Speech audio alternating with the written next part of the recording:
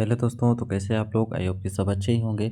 आज हम एकदम शॉर्ट वीडियो देखेंगे, एकदम अच्छा और जो आपका बहुत इंपॉर्टेंट होता है बेसिक लेवल की जानकारी। ठीक, इसमें आपको पता होगा कि हमेशा किसी कभी कभार का केमिकल फार्मूला आपको देखने को मिलता है।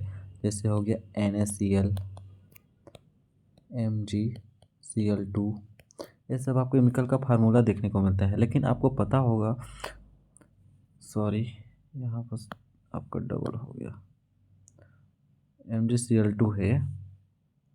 ठीक, MgCl2। तो आपको पता होगा कि ये सब फार्मूला आपको कहीं कहीं बस देखने को ही मिलता है, लेकिन आपको ये नहीं पता होगा कि बनता कैसे है। तो आज हम इसी फार्मूला को बनाने का ट्रिक को समझेंगे। तो आप सपोज कीजिए एक ए है और एक बी है। आपको पता होगा इनकी एक ऑक्सीकरण अवस्था होती है। जैसे आपका पीरियोडिक टेबल में जाइए, जैसे यहाँ पर एस ब्लॉक होता है, यहाँ पर आपका डी ब्लॉक होता है, यहाँ पर पी ब्लॉक होता है। ठीक, और नीचे होता है आपका एफ ब्लॉक। तो एस ब्लॉक से जब इधर जाते हैं हम, तो यहाँ पर इसकी कोई ऑक्सीकरण अवस्था होती है। जैसे हाइड्रोजन की +1 होती है, इसके बाद इसके सेकंड ग्रुप में जाएंगे तो +2 होता है उसका। इसी प्रकार इधर बढ़ते जाता है +3 की ओर। इसके बाद ये -3, -2, -1, जैसे फ्लोरीन का हो गया -1 हो जाता है।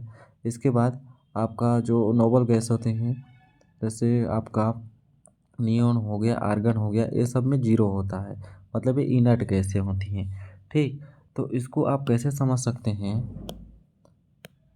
जैसे सपोज कीजिए ए है और ए बी है। यहाँ पर इसको x मान लेते हैं, y मान लेते हैं। जैसे कोई एलिमेंट है, जैसे सोडियम को ले लिए, क्लोरीन को ले लिए। ठीक, क्लोरीन के ऊपर कौन सा चार्ज कर दिए? x चार्ज कर दिए y के ऊपर। तो आपको पता होगा कि इन दोनों के ऊपर कोई ना कोई चार्ज होगा। तो उस चार्ज को समझने के लिए आपको पीरियोडिक टेबल याद होना चाहिए कि किसकी ऑक्सीकरण अवस्था संयोजकता कितनी होती है, किसकी ऑक्सीकरण अवस्था होती कितनी होती है। तो आपको पता होगा कि यहाँ सोडियम का कितना होता है ऑक्सीकरण अवस्था? +1 होता है। क्लोरीन का होता है -1। तो आपको कुछ नहीं करना है, ये जो सोडियम का जो ऑक्सीकरण अवस्था है उसको क्लोरीन के नीचे, और जो क्लोरीन का है उसको सोडियम के नीचे लगाना रहता है, लिखना रहता है। इसके बाद आपका केमिकल फार्मूला बन जाता है। तो सपोज कीजिए हम एग्जाम्पल लेते हैं। जैसे यहाँ पर Na दे दिया जाए प्लस Cl दे दिया जाए, पूछा जाए इसका केमिकल फार्मूला बनाइए तो क्या बनना चाहिए? तो आपको पता होगा सोडियम का +1 होता है, क्लोरीन का -1 होता है। ठीक, तो ए वाला कहाँ चल जाएगा? इसके नीचे, ए वाला इसके नीचे। तो हो गया आपका Na प्लस Cl, नहीं Na, यहाँ पास माइनस माइनस चिन्ह नहीं रहता है, सिर्फ जो नंबर दिया जाता है उसी को लिखा जाता है। ठीक, तो यहाँ पास हम क्या कर सकते हैं? Na1 Cl1, यहाँ पर प्लस माइनस को नहीं लिखा जाता। तो यहाँ पर जैसे 1 1 है तो इसको 1 को लिखने की ज़रूरत है क्या? नहीं, NaCl लिख सकते हैं। तो ये हो गया इसका केमिकल फार्मूला। इसी प्रकार हम दूसरा एग्जांपल हम देख लेते हैं। दूसरे एग्जांपल में हम क्या देख सकते हैं? जैसे सोडियम हो गया प्लस ऑक्सीजन ले लेते हैं। तो आपको पता होगा ऑक्सीजन पे कितना चार्ज होता है? -2 चार्ज होता है, और सोडियम पे +1। अभी तो देखे, तो ये क्या बन जाएगा आपका? ये इसके नीचे आ जाएगा, ये इसके नीचे आ जाएगा। तो यहाँ पर क्या बनेगा? Na2O। ये हो गया इसका केमिकल फार्मूला। दूसरा एग्जांपल हम देखेंगे तो यहाँ पर देखेंगे जैसे Mg प्लस Cl, MgCl। अगर इसका केमिकल फार्मूला बनाए तो क्या बनेगा? यहाँ पर आपको पता होगा मैग्नीशियम के ऊपर क्या होता है? +2 चार्ज होता है। मैग्नीशियम जो होता है एस ब्लॉक का तत्व होता है, और ये फर्स्ट नहीं सेकेंड ग्रुप का तत्व होता है।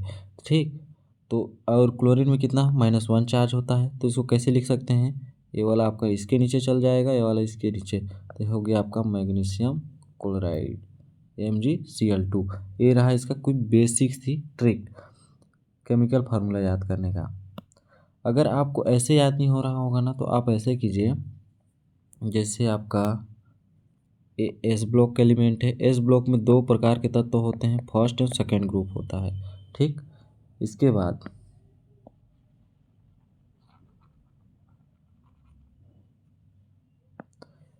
डी ब्लॉक को छोड़ दीजिए। आपको पी ब्लॉक में ज़्यादातर इन्हीं लोग के एलिमेंट यहाँ देखने को मिलते हैं आपके। ठीक, डी ब्लॉक के एलिमेंट को भी छोड़ दिए रहिए।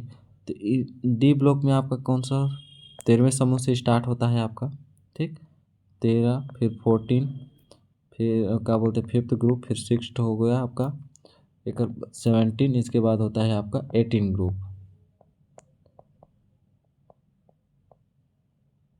ये हो गया 6, ये हो गया 7। तो इसमें आपका कौन सा आता है, जैसे आपका सपोज कीजिए एल्यूमिनियम आता है, यहाँ पास कार्बन आता है, या फिफ्थ में आपका फास्फोरस आता है, ठीक, नाइट्रोजन फास्फोरस जो भी है वो आते हैं। इसमें ऑक्सीजन आता है। 7 में आपका फ्लोरीन कंपाउंड मतलब हाइड्रोजन कंपाउंड आते हैं आपके, कौन से आते हैं, हाइड्रोजन। हाइड्रोजन में आपका जैसे आप लिख सकते हैं फ्लोरीन हो लिख लीजिए, ठीक। इसमें आपका नोबल गैसेस आते हैं, नियॉन वगैरह, ठीक। तो ये आपके +1 शो करते हैं, आपके +2। आप प्रेडिक्ट टेबल देखेंगे तो एकदम समझ में आ जाएगा आपको, ठीक। तो +1 शो करेंगे, +2, ये आपका +3 शो करते हैं, ये +4 भी शो करते हैं, -4 भी। नाइट्रोजन आपका कितना शो करता है, एल्युमिनियम, इसके बाद नाइट्रोजन आपका -3 शो करता है। ऑक्सीजन के जितने भी इधर कंपाउंड होते हैं वो आपके -2 शो करते हैं। सल्फर कम हाइड्रोजन परमाणु -1 शो करते हैं, और ये आपका 0 शो करता है। इसके नीचे जितने भी दोस्तों आपके जो भी एलिमेंट आते हैं 5-6, जैसे आपका एल्युमिनियम हो गया, गैनियम हो गया, इंडियम हो गया, टाइटेनियम हो गया, ये सब जितने भी आते हैं वो +3 ही शो करेंगे, इतना याद रखिएगा, ठीक। इसी प्रकार जैसे कार्बन हो गया, सिलिकॉन हो गया, जर्मेनियम हो गया, एंटीमनी हो गया, और आपका लेड हो गया, ये सब +4 ही शो करेंगे। इसी प्रकार इसके नीचे भी जितने एलिमेंट हो गए वो -3, इसके नीचे जितने हो गए -2 शो करेंगे। जैसे आपका ऑक्सीजन हो गया, सल्फर भी आपका -2 ही शो करेगा, ठीक। इसके फ्लोरीन कंपाउंड जितने भी हैं ना, फ्लोरीन या हाइड्रोजन कंपाउंड शत्रुए समूह के, तो वो आपके कितने शो कर सकते हैं, यहाँ पर कितने शो करेंगे, आपके -1 ही शो करेंगे, और तो आपके नोबल गैस है तो 0 शो करते हैं। तो ये हो गया आपका पीरियोडिक टेबल के बारे में, ठीक। इसके बाद हम देखते हैं केमिकल फार्मूला को हम देख रहे थे, मैं तो एक बेसिक की ओर चला गया था। चलिए अब आगे देखते हैं, जैसे दूसरा कुछ हम बनाना चाहें, जैसे आपका हो गया Al + Cl। तो आपको पता होगा एल्युमिनियम पर कौन सा चार्ज होता है, आपका +3 चार्ज होता है, क्योंकि 13वें समूह का तत्व होता है। क्लोरीन के ऊपर -1 चार्ज होता है, क्योंकि हैलोजन समूह 17वें समूह का तत्व होता है। तो इसका जस्ट नीचे लिख दीजिए, इसको यहाँ पर लिख दीजिएगा, इसको यहाँ पर, तो क्या बन जाएगा AlCl3। ये हो गया इसका बेसिक्स एग्जाम्पल, ठीक।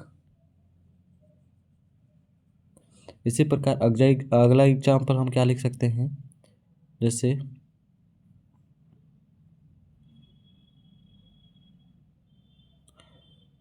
कार्बन हो गया आपका, कार्बन + हाइड्रोजन। अगर इसका केमिकल फार्मूला बनाना चाहें तो क्या बनेगा, आपको बता चुका हूँ। कार्बन कितना शो करता है, +4 शो करता है, और हाइड्रोजन +1 शो करता है। तो इसको क्या हम लिख सकते हैं, हम ये वाला आपके कार्बन के नीचे आ जाएगा, और कार्बन का हाइड्रोजन के, तो CH1H4। तो इसको हम ऐसे भी लिख सकते हैं CH4, क्योंकि 1 को नेगलेक्ट कर दिया जाता है, इसको तो नहीं लिखा जाता है ज़्यादातर, ठीक।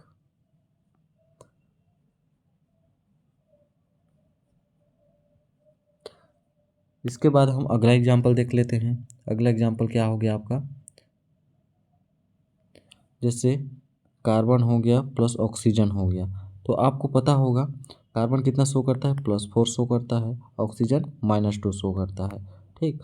तो यहाँ पर कैसे लिख सकते हैं इसको, C2H, सॉरी H कहाँ से, ऑक्सीजन 4 हो गया।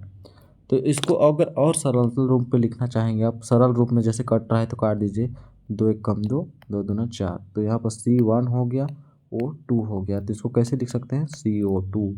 ये हो गया CO2 का केमिकल फार्मूला। ऐसे आपको बनाया जा सकता है। लेकिन दोस्तों एक बात आपको याद रखनी होगी, अभिक्रिया की संभावना कब कब संभव होती है पता है आपको, यदि एक ग्रुप आपका कोई प्लस वाला हो और ये कोई माइनस वाला हो, तो आपका क्रिया संभव होगा। यदि माइनस वाला हो मतलब दोनों नेगेटिव हो, जैसे यहाँ पर सल्फर हो गया, ऑक्सीजन हो गया, और कोई माइनस ग्रुप एक और हो, तो भी क्रिया संभव हो सकती है। तो इसके लिए हम एक अलग सा वीडियो देंगे, इसमें कंफ्यूज मत होइए आप। तो इतना आज के लिए इनफ रहेगा मेरे ख्याल से। आपको तो अब पता चल ही गया होगा केमिकल फार्मूला बनाते कैसे हैं। तो आई होप आपको अच्छे से समझ में आया होगा। मिलते हैं अगले नेक्स्ट वीडियो, तब तक के लिए धन्यवाद।